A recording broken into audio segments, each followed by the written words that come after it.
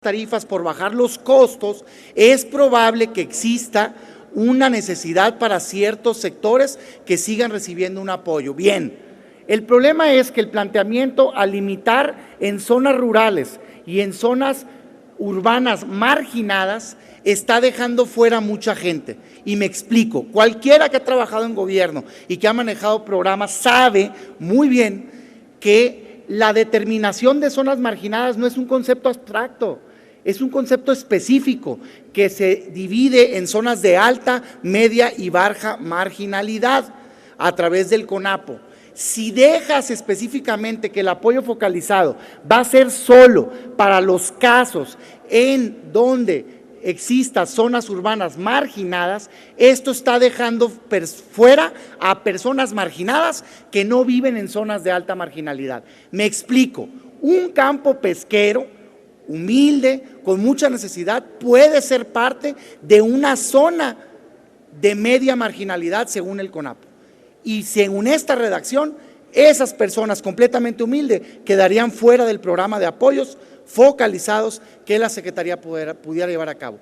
O en una ciudad, una colonia marginada puede estar dentro de una zona más grande de CONAPO que no es marginada y por lo tanto, según esta redacción, no sería fruto de apoyo de parte de las secretarías. Esto está mal, evidentemente.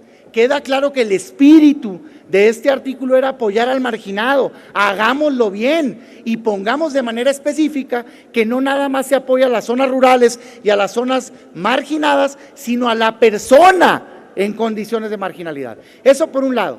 Por otro lado, se deja fuera a un sector bien importante, por ejemplo, para el caso de mi estado Sonora, o para todo estado que tenga condiciones climatológicas extremas, porque puede darse el caso que por tener esas condiciones climatológicas extremas, aun cuando no sea una zona marginada o cuando no sea una persona de marginalidad, requiera del apoyo porque una clase media tenga, si no se le da un apoyo, que destinar la mayor parte de su salario al pago de la luz. Hoy sucede eso con las tarifas de verano, con la tarifa 1F. Si no cambiamos la redacción de este artículo, corremos el riesgo de que esas personas no puedan recibir ese apoyo. Entonces, esta idea de que no se van a quitar los subsidios queda en una falacia. Por eso proponemos dos cambios específicos, que se incluya a la persona, no la zona, a la persona en condiciones de marginalidad. Y segundo, que se incluya a toda persona, sin importar su condición socioeconómica, pero que viva en condiciones climatológicas extremas, porque es imposible pagar el recibo de la luz. En mi estado, tener aire acondicionado no es un lujo, es una necesidad, tanto en las casas como en las escuelas. Hagamos este cambio para hacerlo posible. Y además, y por último, además de proponer este cambio en el 116, proponemos entonces que el artículo 139, que es el que establece que la CRE va a poder determinar estas tarifas bajo el nuevo esquema, pues tenga que tomar en cuenta lo establecido en el otro artículo que dice que se tendrán que hacer programas de apoyo focalizado para zonas rurales, zonas urbanas marginadas y con nuestro cambio, personas en marginalidad y personas que vivan en condiciones climatológicas extremas. Con esto blindamos que de ser necesario, sí, solo sí es necesario, se le pueda apoyar a estas personas. Recordemos que en gobierno solo está posibilitado hacer aquello que expresamente tienes mandatado en la ley. Entonces, si no ponemos este caso de las condiciones climatológicas extremas y de las personas en marginalidad, ¿sabes qué nos va a decir un funcionario sentado desde la comodidad de su escritorio en una oficina refrigerada? Que no puede apoyar porque la ley dice específicamente que solo a zonas rurales y a zonas urbanas marginadas se le puede dar el apoyo. No corramos este riesgo. Me queda muy claro y sé muy bien que hay una disposición genérica que dice que la Secretaría puede hacer vía un acuerdo tarifas distintas y de ahí está colgado ahorita el programa de subsidio. Bien, qué bueno que existe esta posibilidad, qué bueno que estén declarando que no se va a quitar, pero si estamos reformando la ley, pongamos y demos certeza desde este artículo. ¿Me permite un momento, diputado? Sí, ya entiendo. Dígame, diputado Raya. que si le pregunta, ya terminó su tiempo. Con pero gusto, diputado. Adelante, diputado Raya. Gracias, diputado. Nada más la pregunta es, pues se la pasaron, no sé, 2, 3 meses o 4 meses negociando con el gobierno y no entiendo por qué se les pasó eso que está planteando. No, mi estimado diputado Raya, no se pasa absolutamente nada. Evidentemente, el debate se dio primero en el Senado. Fue afortunado el cambio que hace el Senado, que era la amenaza latente de pasar de subsidios generalizados a subsidios focalizados. Quiero ser muy claro y decir, hoy puede continuar el subsidio con la autorización genérica que se tiene en el 139, que dice que la Secretaría puede hacer un acuerdo para establecer las tarifas de manera distinta. Lo que nosotros estamos veniendo a proponer aquí y que lo hicimos en las mesas y que no generó el consenso y por eso estamos aquí y esperemos contar el apoyo de todos, es no dejemos esto a la buena voluntad de funcionarios, no dejemos esto a la buena voluntad de el siguiente Congreso que pudiera aprobar un subsidio aquí en el presupuesto de egresos. Pongámoslo desde ahorita en la ley y digamos de manera específica, ¿sabes qué? No nada más a zonas rurales va a entrar, no nada más a zonas urbanas marginadas va a entrar. Le vamos a apoyar a toda persona en marginalidad y a toda persona en condiciones climatológicas extremas. Yo creo, diputado Raya, que el espíritu de este artículo es ese, nada más que está redactado de una manera equivocada. Está redactado zonas marginadas y pareciera que con eso ya queda cubierto todo. Yo lo que les vengo a decir aquí es, no es un término así abstracto, es un término específico y existen zonas de alta, media y baja marginalidad y si no ponemos textual en la ley, no le van a poder dar ese apoyo. Por eso la propuesta que estamos haciendo y espero contar con el apoyo de la izquierda. Gracias, diputado. Muchas gracias, diputado. Ya, bueno, gracias. Gracias. Consulta a la Secretaría de la Asamblea en votación económica si se admite a discusión la propuesta del diputado Damián Cepeda. En votación económica se consulta a la Asamblea si se admite a discusión. Las diputadas y diputados que estén por la afirmativa, sírvanse a manifestarlo. Las diputadas y diputados que estén por la negativa, mayoría por la negativa, presidente. En consecuencia,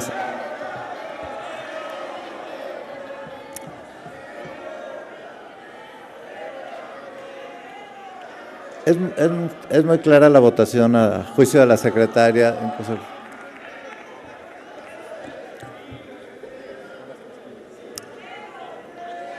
Tiene la palabra por 3 minutos el diputado Juan Ignacio Samperio Montaño para presentar su propuesta de modificación al artículo 151.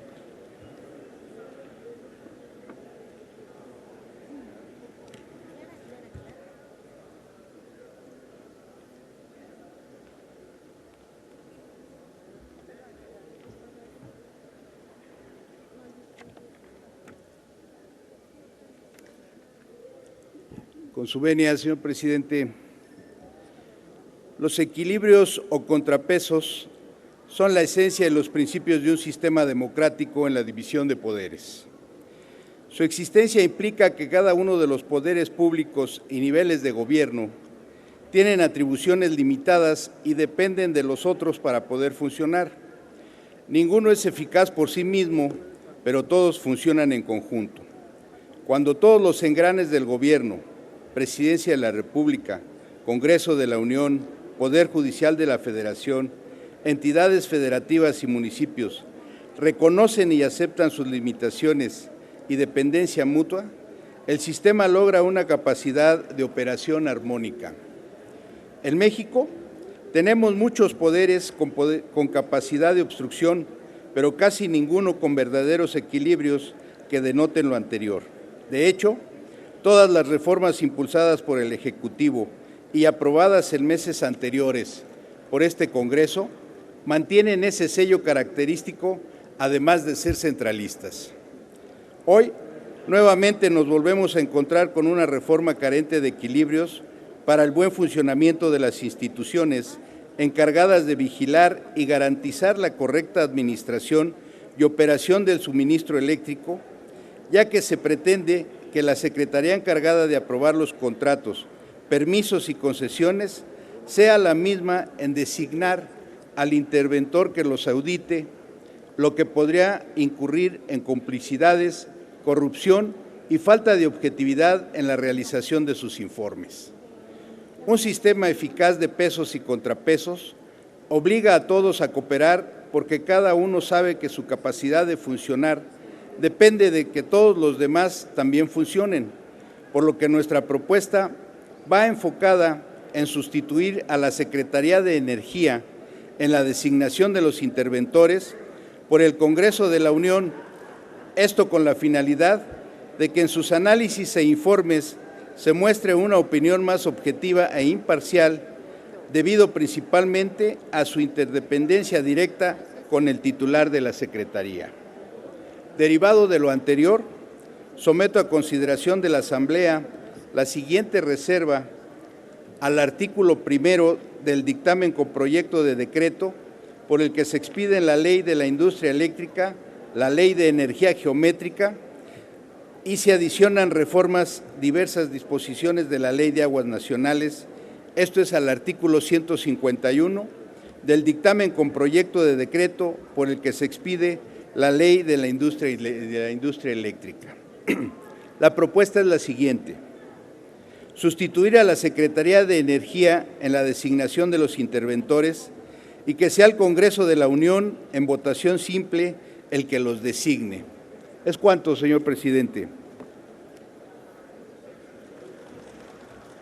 Gracias, diputado. Consulta a la Secretaría de la Asamblea en votación económica si se admite a discusión la propuesta.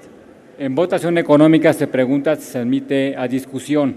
Las diputadas y los diputados que estén por la afirmativa, sírvanse a manifestarlo. Las diputadas y los diputados que estén por la negativa, sírvanse a manifestarlo. Mayoría por la negativa, presidente. En consecuencia, se desecha. Tiene la palabra la diputada Marilyn Gómez Pozos para presentar su propuesta de modificación al artículo 165.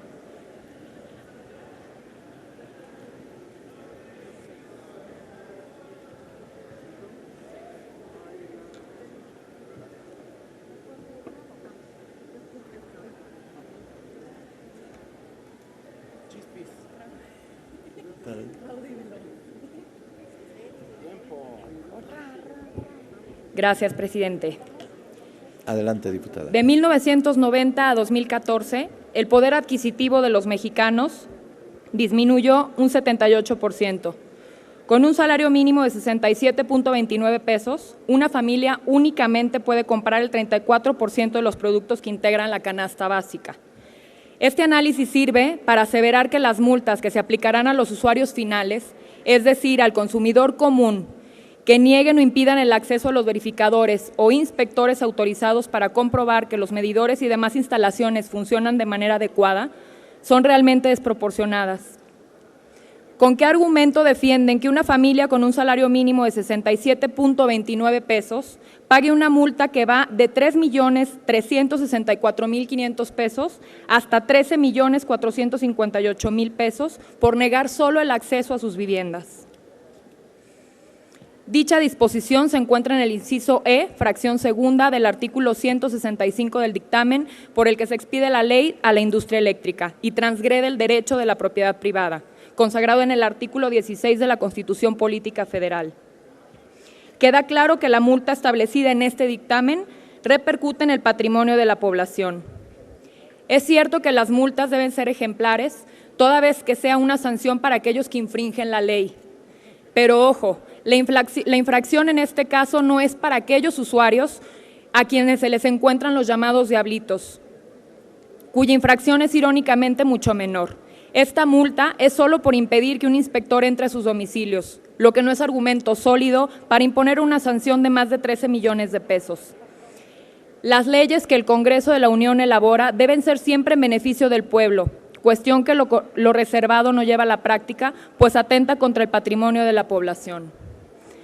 Derivado de que podríamos caer en una injusticia y una sanción desproporcionada, propongo que se eliminen las multas excesivas en este dictamen. Gracias, presidente. Muchas gracias, diputada. Consulta a la Secretaría de la Asamblea en votación económica si se admite a discusión la propuesta de la diputada. En votación económica se pregunta a la Asamblea si se admite a discusión. Las diputadas y los diputados que estén por la negativa, sírvanse a manifestar. Por la afirmativa, sírvanse a manifestarlo. Las diputadas y los diputados que estén por la negativa, sírvanse a manifestarlo. Mayoría por la negativa, presidente. Gracias. En consecuencia, se desecha. Tiene la palabra hasta por 10 minutos para presentar diversas reservas, reservas a distintos artículos del dictamen respecto de este tema, el diputado Ricardo Monreal. Es el 9, 73, 77, 97, 108, 151 y 165.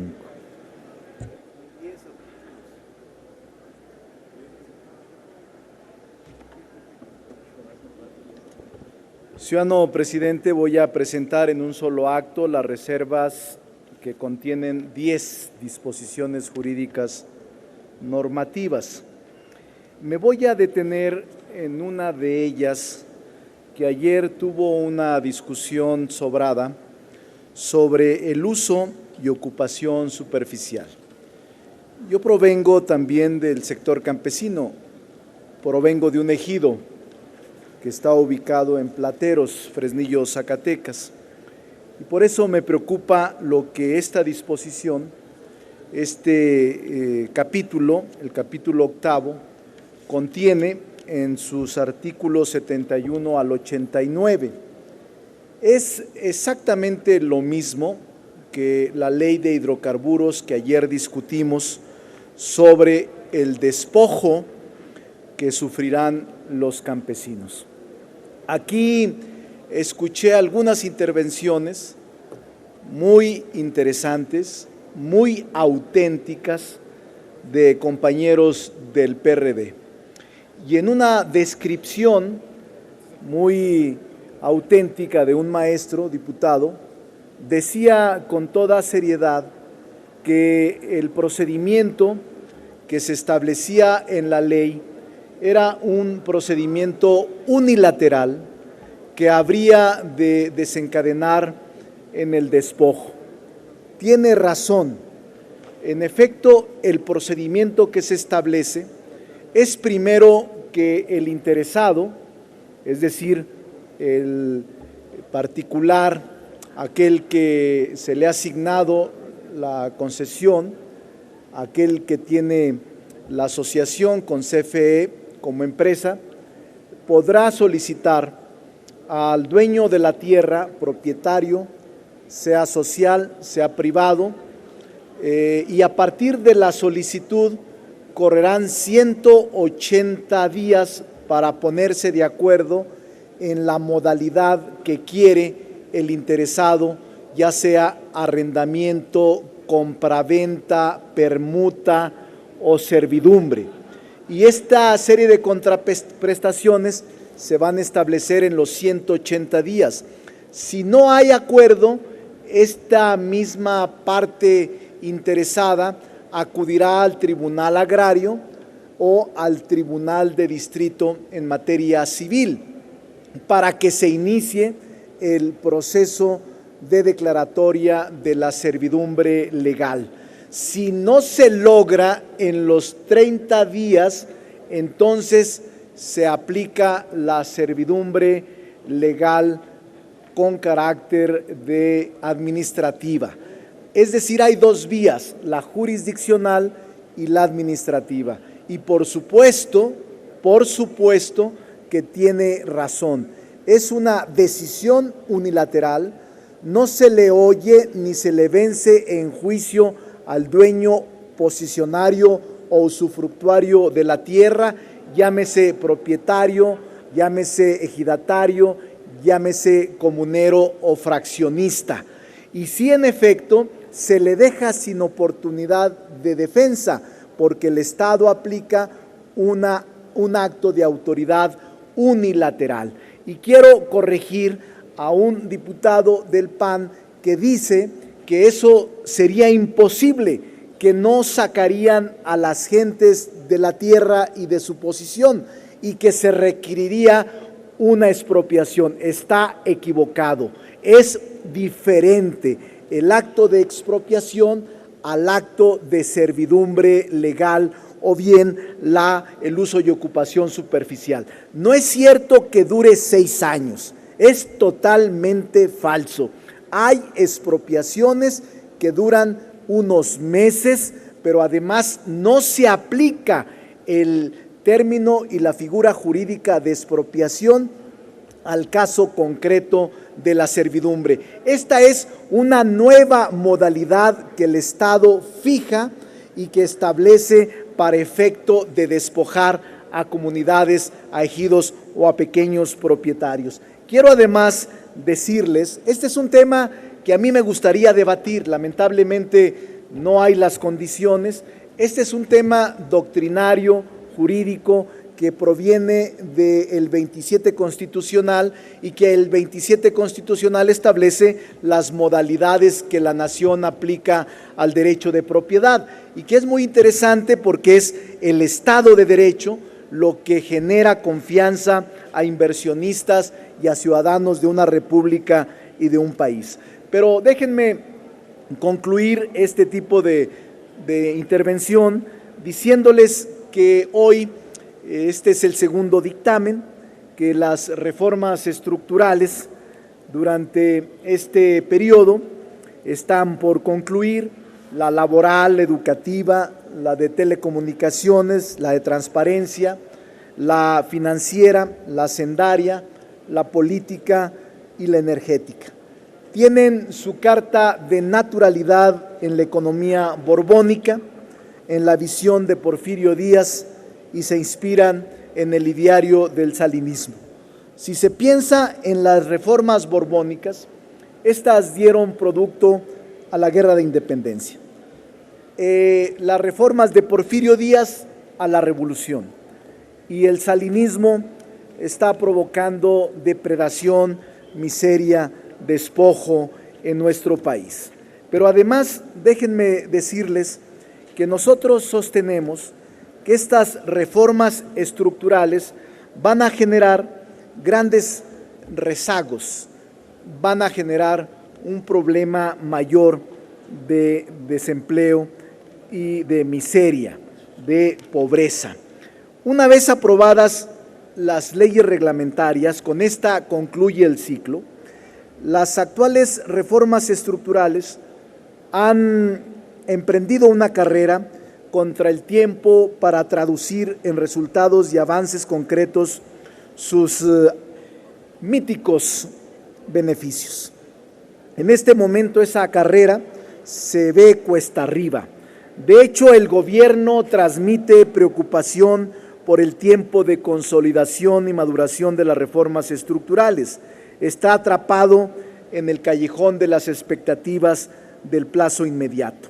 Se trata de un callejón en el que el propio gobierno se metió de manera poco consciente y responsable, en función de las expectativas generadas y de una campaña publicitaria que ofrecía cambios para mover a México de forma inmediata, impulsar al país que no podía esperar más y reformas milagros que lo mismo anticipaban miles de empleos bien pagados que créditos económicos a los emprendedores, al igual que el gas, la gasolina y la luz barata en el plazo que presupone de manera convencional toda propaganda oficial. Aquí y ahora, después del apremio del sometimiento de este Congreso a la precipitación por aprobar en el menor plazo estas reformas estructurales, sus promotores ahora nos piden paciencia para recibir los presuntos beneficios de los resultados que no serán instantáneos. Ellos dicen que reformar no es hacer magia, que hay que esperar. Hace unos días vino la directora general del Fondo Monetario Internacional, Christine Lagarde, y nos dijo que estarían las reformas una vez que los resultados los veríamos, dijo ella de manera encriptada, que se tardaría lo mismo que el mural de Diego Rivera, que tardó 22 años en pintarse, el del Palacio Nacional, lo que nos implica que esperaremos hasta el 2025. Y también el secretario general de la OCDE dijo que sería hasta el 2050. Este lapso que dice Gurría es el más objetivo, pero también el más cruel. Encaja en la perfección de la definición de largo plazo económico establecido por Keynes, el economicista anticrisis, que fija el tiempo como el recurso más importante en la recuperación de una economía estancada. Los periodos largos son una guía engañosa para los temas de actualidad.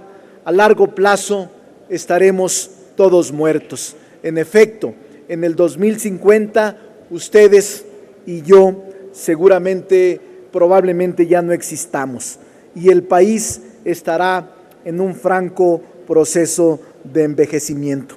Por eso les surge mucho. Nosotros les hemos dicho, no prosperarán. A partir de que aprueben esta reforma, el próximo viernes, el lunes empezaremos a insistir dónde están los resultados anunciados, dónde están los miles y miles de empleos, dónde está la gasolina barata, el diésel barato, la energía barata, la luz barata. La mayor parte del esfuerzo reformador del gobierno ha carecido de un anclaje social y ciudadano que le permita prolongar su escasa legitimidad más allá del proceso de aprobación de leyes secundarias y constitucionales, llamadas estructurales. El tiempo largo que requieren, concluyo, presidente, es la última intervención en este paquete, el tiempo largo que requieren las reformas y el déficit de legitimidad que reporta su aprobación conllevan a considerar un elemento que estará presente en el resto del sexenio: el costo político de estas modificaciones y su distribución en los actores involucrados, que son básicamente el Ejecutivo Federal, la mayoría del Poder Legislativo y los partidos políticos que participaron en esta negociación cupular. Nosotros nos deslindamos de este atraco, de este despojo a la nación mexicana. Presidente, muchas gracias. Muchas gracias, diputado. Consulte la Secretaría de la Asamblea en votación económica si se admiten a discusión las propuestas del diputado Monreal. Con mucho gusto, diputado. Se insertarán los documentos íntegros en el diario de los debates. En votación económica se pregunta a la Asamblea si se admiten a discusión. Las diputadas y los diputados que estén por la afirmativa, sírvanse a manifestarlo. Las diputadas y los diputados que estén por la negativa, sírvanse a manifestarlo. Mayoría por la negativa, presidente. En consecuencia, se desechan.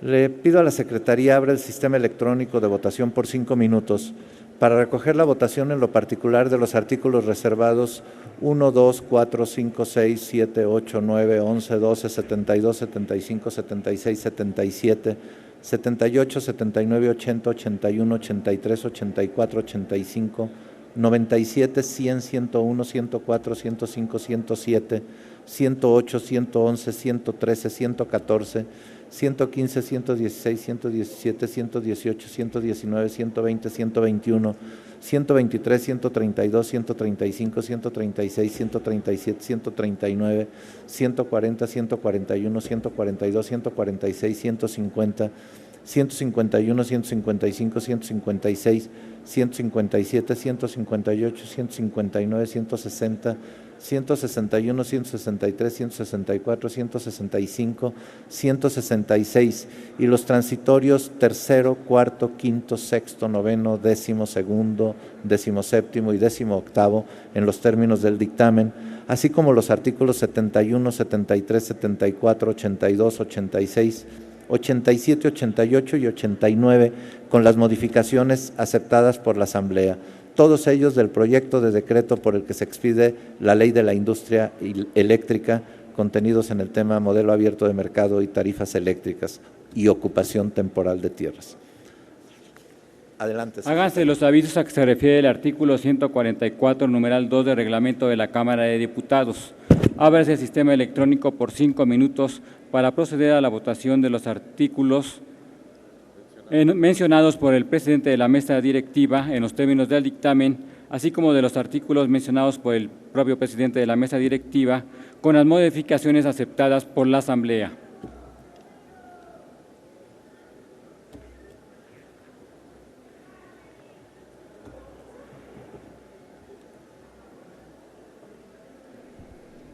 Hemos escuchado que se ha encendido el tablero electrónico con el fin de recabar la votación nominal de los legisladores presentes en esta sesión extraordinaria que inició minutos después de las 2 de la tarde. Pero es importante recordar qué es lo que se está votando y cómo ha sido el desarrollo de esta actividad legislativa. Hay que señalar que el día de ayer, 28 de julio, se dio apertura al periodo de sesiones extraordinarias de la Cámara de Diputados y después de 20 horas de sesión se aprobó el primero de 6 dictámenes relativos a la legislación secundaria en materia energética, tanto en lo general como en lo particular, con modificaciones, por lo que se regresa al Senado de la República para su discusión. Se decretó un receso y minutos después de las 2 de la tarde de este 29 de julio, se reanudó la sesión extraordinaria con el fin de discutir el segundo dictamen relativo a la minuta con proyecto de decreto por el que se expiden la Ley de la Industria Eléctrica y la Ley de Energía Geotérmica y se adicionan y reforman diversas disposiciones de la Ley de Aguas Nacionales. Se presentaron 7 mociones suspensivas, las cuales fueron rechazadas por la mayoría del Pleno de la Cámara Baja. Posteriormente, se dio paso a la discusión en lo general, donde se habló tanto a favor como en contra. Posteriormente, se sometió a votación y este dictamen se avaló con 331 votos a favor, 128 en contra y 0 abstenciones. De esta manera quedó avalado en lo general y de los artículos no reservados. Después se llevó a cabo la discusión en lo particular, cuyas reservas de los diversos legisladores se están presentando en bloque y de manera temática.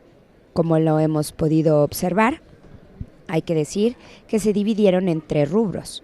El primero de ellos es modelo abierto de mercado y tarifas eléctricas y ocupación temporal de tierras, que es el tema que en estos momentos se está votando por parte de los legisladores.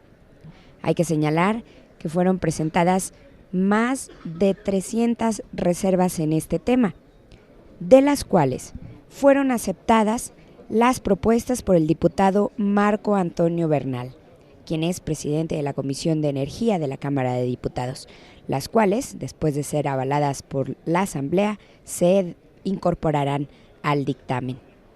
Y es importante que usted las conozca, ya que al haber aceptado modificaciones a este dictamen, se tendría que enviar al Senado de la República para continuar con el proceso legislativo correspondiente y también sean analizadas, discutidas y, en su caso, aprobadas. Una de las modificaciones aceptadas por la Asamblea es la que se realiza al artículo 71, en la cual se señala que la industria eléctrica se considera de utilidad pública, procederá a la ocupación o afectación superficial o la constitución de servidumbres necesarias para prestar el servicio público de transmisión y distribución de energía eléctrica y para la construcción de plantas de generación de energía eléctrica en aquellos casos en que por las características del proyecto se requiera de una ubicación específica conforme a las disposiciones aplicables. Otra modificación que también fue aceptada por la Asamblea es la que tiene que ver a la que se realiza el artículo 73 de la Ley de la Industria Eléctrica, la cual menciona que la contraprestación, los términos y las condiciones para el uso, goce o afectación de los terrenos, bienes o derechos necesarios para realizar las actividades a que se refiere el artículo 71 de esta ley serán negociados y acordados entre los propietarios o titulares de dichos terrenos, bienes o derechos, incluyendo derechos reales, ejidales o comunales, y los interesados en realizar dichas actividades tratándose de la propiedad privada. Además, podrá convenirse la adquisición. En estos momentos está concluyendo el tiempo que se ha otorgado a los legisladores y en unos momentos más escucharemos con cuánta es la votación, si se avala o se rechaza esta discusión en lo particular. Escuchamos.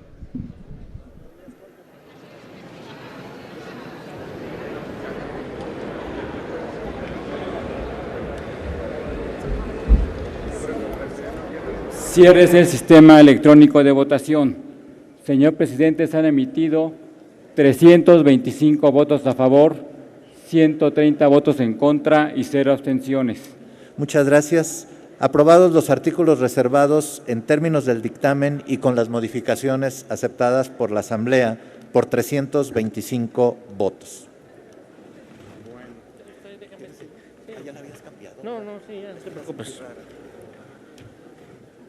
En el uso de la palabra, don Agustín Miguel Alonso Raya, para presentar reservas.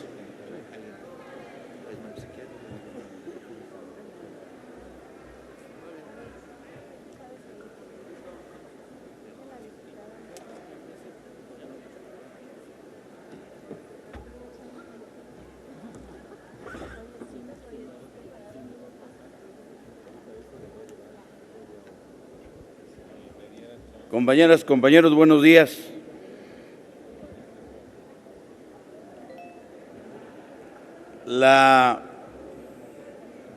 Lo que estamos aprobando, y creo que lo primero que deberíamos reconocer, los que contribuyeron con el gobierno a la elaboración de estas leyes, es su imprecisión y la manipulación de que serán factibles la interpretación de cada uno de los artículos.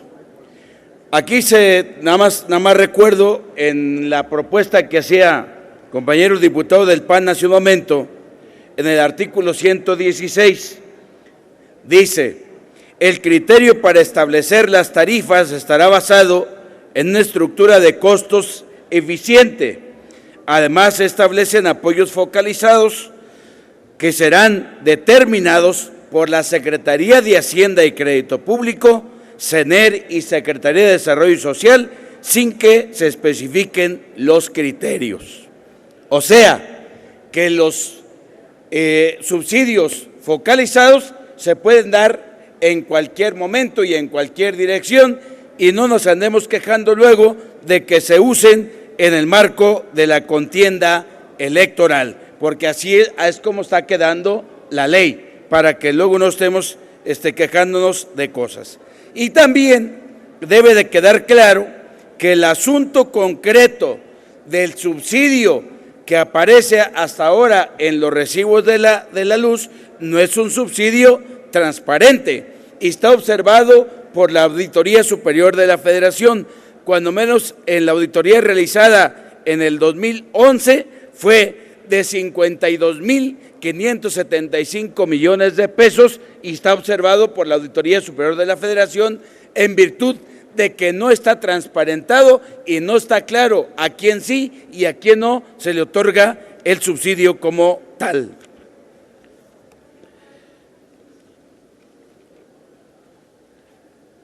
Dicho lo anterior, compañeras y compañeros, el dictamen a discusión propone crear un mercado privado de electricidad. Sin embargo, como una forma de simulación y engaño, se mantiene a la Comisión Federal de Electricidad dentro de algunas actividades del sector y al mismo tiempo se crea este mercado. El resultado del esquema propuesto es el debilitamiento continuo de la CFE y de la propia industria eléctrica, que obliga a la Comisión a dejar ciertas áreas de su competencia en manos de compañías privadas e incentivando la apertura para la generación de energía eléctrica. Con el propósito de atender al sector de las grandes empresas, combinando con la obligación de la CFE, sea el suministrador exclusivo del servicio básico, lo cual significa la pérdida del 60% de sus ingresos de facturación de manera instantánea, manteniendo su estructura organizacional. En base al reporte mensual de estadísticas del sector eléctrico, la Comisión Reguladora de Energía, en número de clientes, los consumidores industriales representan apenas el 0.8% de los 37.35 millones de usuarios conectados a la Comisión Federal de Electricidad, pero en ingresos significan el 59.7% de sus ventas. En contraparte, los consumidores residenciales, que representan el 88.5% de los usuarios, apenas aportan el 19.5% de las ventas de la CFE. Otra de las implicaciones de este dictamen es la fragmentación del servicio público de energía eléctrica, servicio público de transmisión y distribución de energía eléctrica, servicio de interés público y servicios conexos. Con dicha fragmentación desaparecen los principios básicos de equidad y justicia social. El mandato establecido a la CFE para realizar la separación contable, operativa, funcional y legal que corresponda a cada una de las actividades de generación, transmisión, distribución y comercialización bajo los términos establecidos por la CENER y la Comisión Reguladora de Energía, implicará abrir la puerta para que estos trabajos lo hagan empresas contratadas por CENER, por la Comisión Reguladora de Energía o el Centro Nacional de Control de Energía, CENACE. Al crear el mercado privado de electricidad denominado mercado eléctrico mayorista, en que se coloca la electricidad generada por la CFE y por particulares, se corre un peligro latente, ya que no se conocen las reglas de operación de este mercado. Podría suceder lo mismo que en Gran Bretaña, y nada alejado de la realidad, en donde se optó por la privatización de la industria eléctrica y solo favoreció a los privados, ya que las tarifas eléctricas no bajaron, mientras que sus costos de producción sí lo hicieron. Esto debido al despido de casi el 50% de la fuerza laboral industrial y el desplome de los precios del gas natural y carbón. Además, impedirá el aprovechamiento de las economías de escala para abaratar los costos de producción y, por lo tanto, las tarifas eléctricas. La CFE se ve acotada, o mejor dicho, atada de manos para realizar ciertas actividades. Por mencionar algunos ejemplos, la Secretaría de Hacienda determinará la tasa de rendimiento mínima que deberá tener las empresas públicas. Estas se verán obligadas a aplicar las metodologías para evaluar su rentabilidad y retorno sobre el capital, con la vigilancia de la CENER. Las empresas públicas no podrán realizar inversiones directas en nuevas obras cuando en los 2 años previos generen retornos menores por el valor de sus activos o incurran en insolvencia financiera que requerirán ajustes extraordinarios a su esquema tarifario u otras transferencias extraordinarias.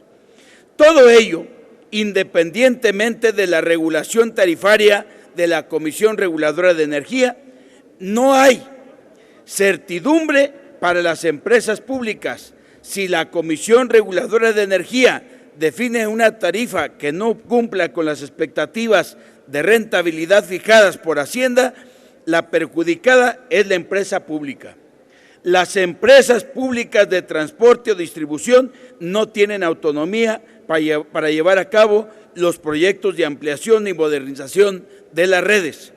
Están sujetos a los programas que la Secretaría de Energía autorice y la instrucción para ejecutar dichos proyectos Legalmente se le permite a la CENACE formar asociaciones o celebrar contratos con particulares para que presten servicios auxiliares a la operación del mercado. Es decir, la ley autoriza la privatización de funciones que le corresponden de manera exclusiva al Estado. Tanto se defiende a estos dictámenes por la cantidad de empleos que se generarán, que en el articulado no vislumbra ni un porcentaje de contenido nacional, como en el caso de hidrocarburos, que inicialmente planteaban el 25%. Y todo queda en recomendaciones y facultades del Ejecutivo para dictar recomendaciones y tomar medidas e iniciativas al respecto. Se deja en manos del Gobierno federal promover la electrificación de comunidades rurales y zonas marginadas. Las acciones de electrificación quedarán sujetas a la existencia de recursos en el Fondo de Servicios Universal Eléctrico. Dicho fondo no se alimenta de recursos públicos, sino de donativos y excedentes de ingresos que resulten de la gestión de pérdidas técnicas en el mercado eléctrico mayorista. Es decir, se limita a prestar el servicio a las comunidades rurales y zonas urbanas sujeto a la existencia de recursos del fondo y sin que la ley establezca el suministro de electricidad como derecho humano. Ante estos planteamientos, el sector eléctrico nacional transitaría hacia una menor participación de la Comisión Federal de Electricidad en las actividades de generación, transmisión y distribución de energía eléctrica y una presencia creciente de los privados en estas actividades. El sistema eléctrico no presentaría ninguna mejora. Habría aumentos en el costo promedio de energía suministrada por la Comisión Federal, dada la pérdida de los contratos con los actuales productores independientes, fuente de suministros más barata, con la finalidad de ponerlos a competir. Es decir, se crea un nuevo aparato legal, burocrático y costoso que no soluciona los actuales problemas que aquejan a nuestro sector eléctrico nacional. Y finalmente, compañeras y compañeros, leo una nota. Recomienda gobernador de California a México mano dura contra las petroleras. Textualmente dice, Jerry Brown recomendó al gobierno y al Congreso mexicano mano dura en la regulación de las empresas petroleras y eléctricas que vendrán a México o se los van a comer vivos. Fue su única referencia al tema al final de un encuentro con senadores. Ya casi para levantarse, el gobernador insistió en que al cambiar el mercado de energía en México, se requiere tener cuidado con las petroleras privadas. Sobre el tema, el senador demócrata por California, Lou Correa, recalcó que el gobernador se refirió a la experiencia que han vivido en ese estado, especialmente con las empresas eléctricas y con las petroleras que extraen gas a través de la técnica conocida como fracking. El también presidente de la Comisión Selecta de Cooperación entre México y California explicó que cuando privatizaron hace 15 años, ya termino, la electricidad, las empresas privadas crearon un monopolio al que le tenían que comprar el fluido eléctrico de forma más cara y resolver el problema les costó 10,000 millones de dólares, deuda que hasta este momento siguen pagando. Agregó que debido a ello crearon un sistema de regulación eléctrica independiente y esa lección le puede servir a México. Por su atención, compañeras y compañeros, muchas gracias. Ojalá nos sirva de algo la lección que nos están enviando. Muchas gracias. Gracias a usted, don Agustín Miguel. Consulte la Secretaría a la Asamblea si se admite a discusión. En votación económica se consulta a la Asamblea si se admite a discusión. Las diputadas y diputados que estén por la afirmativa, sírvanse manifestarlo. Las diputadas y diputados que estén por la negativa. Mayoría por la afirmativa, presidente. En tal virtud, tiene el uso de la voz doña Lorenia Valle San Pedro, del Partido de la Revolución Democrática, en pro de la propuesta.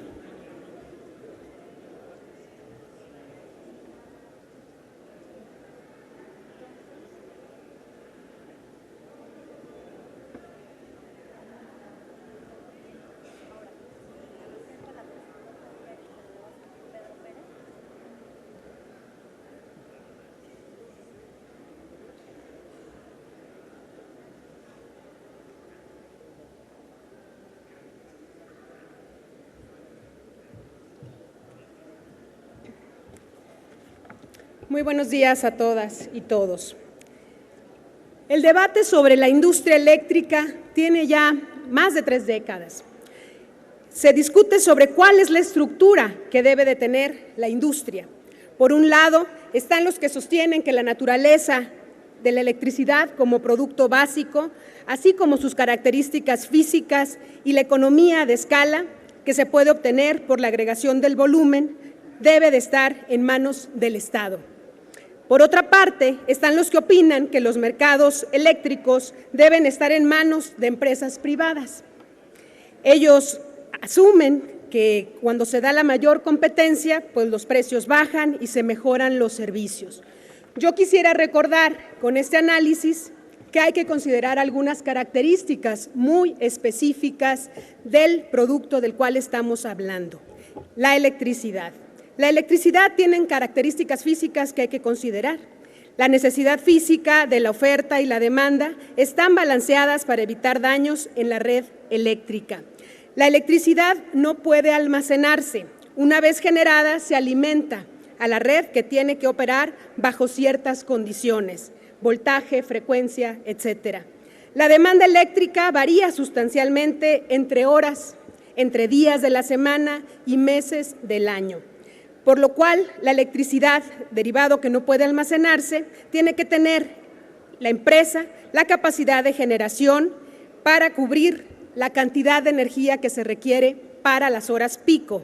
Esto es, que parte de la infraestructura queda ociosa mientras que llegan esos momentos en los que se requiere de la mayor alcance de la energía.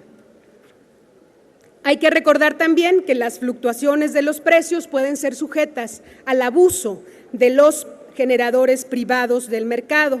Ahí está el caso particular de California con la empresa Enron, que se tiene confirmado que en algunos casos mandaron descomponer las plantas para poder sacarlas de operación y subir el precio y con ello generar la crisis eléctrica que se tuvo en los inicios de los años 2000 en el estado de California.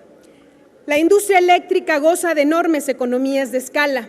Una industria estatal puede agregar volumen y aprovecharlas. Un mercado abierto requiere de diversos jugadores, sin un control dominante y por lo mismo se pierden las ventajas de esas economías de escala. En una empresa estatal, la prioridad es la cobertura y la accesibilidad tarifaria. En un mercado abierto, ¿qué creen? La prioridad es la rentabilidad de la industria. Además, se debe considerar de manera muy significativa el carácter estratégico de la infraestructura eléctrica para la seguridad nacional de un país. Todos esos factores hacen que el debate sobre una industria estatal o un mercado privado no siga la misma lógica de los argumentos económicos que se puede hacer con otro tipo de productos. Hemos escuchado aquí a diversos diputados y diputadas que han señalado que por parte de la izquierda hay un desconocimiento, que por parte de la izquierda no nos informamos. De lo contrario, compañeras y compañeros, porque estamos informados e informadas, por eso podemos decir de manera contundente que no podemos establecer que por los principios del mercado se pueda determinar cuál es la mejor vía para la industria eléctrica de nuestro país. Nos dicen que estamos enamorados del Estado y nosotros podemos decirles que ustedes están enamorados del dinero, a costa de lo que sea, a costa del bienestar de la gente. Hoy no escucharé esa campana como ustedes no escuchan al pueblo de México. Culminaré con mi propuesta, con mi participación. ¿Cuál es la propuesta que tiene el Ejecutivo Federal? Pues resulta que propone la creación de un mercado privado de electricidad.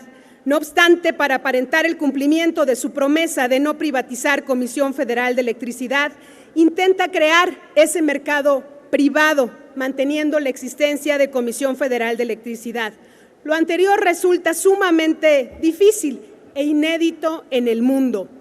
El debate sobre la estructura de los mercados eléctricos se da entre los proponentes de una empresa estatal fuerte y los proponentes de un mercado privado que, por principio, excluyen la posibilidad de tener a un participante del mercado del tamaño de la Comisión Federal de Electricidad.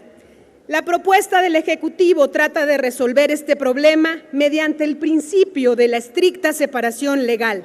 La idea es que, si bien la Comisión Federal de Electricidad permanezca, esta quede dividida en distintas empresas o subsidiarias, filiales que actuarán de manera independiente entre ellas. Esto es la idea de establecer murallas entre sí mismas, con la separación contable y legal, así como con los mecanismos que prohíben el flujo de información entre las distintas Diputada, subsidiarias. ya pasó más de 2 minutos. La propuesta del Ejecutivo corre el riesgo de resultar en el peor de los mundos.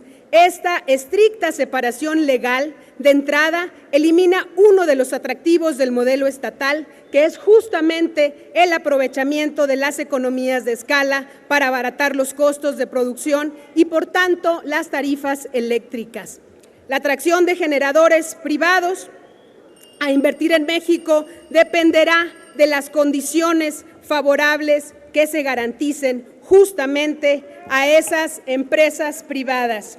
Culminaré diciendo que cuando analizamos los contenidos que se presentan en esta minuta de la Ley de la Industria Eléctrica, lo que podemos confirmar es que lo que pretenden es terminar de vender la industria nacional, propiedad de las y los mexicanos, y con ello terminar de vender el país. La energía es una necesidad básica, Diputada, le ruego es un concluya. derecho que está consagrado en la Constitución.